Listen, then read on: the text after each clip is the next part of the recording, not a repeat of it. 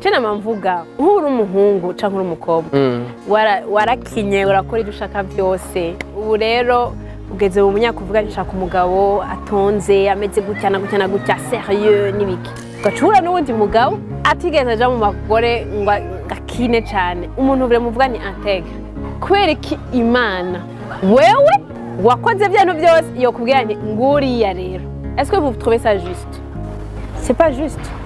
Kandi Imana itubwira ngo je suis juste. Why? Iyo wakoze ibintu bitari respectable ukaba warakoze amafuti yose ashoboka, ce n'est pas juste de demander à Dieu quelqu'un de respectable qui sait préserver iyo myaka yose. C'est égoïste. Parce que wewe wari préserve imyaka yawe yose ukazana wakuzaniye wa wundi yakoze ibintu byose bishoboka. Est-ce que toi tu trouves que c'est juste pour toi avec tous les efforts que tu as fait de te préserver? C'est pas juste. Iyo wasitaye umwa ukagera ahantu ukavuga ni ndahagaze ndashaka maintenant ubuzima bupanze ugasura ukipanga hama ukarondera. Là c'est différent.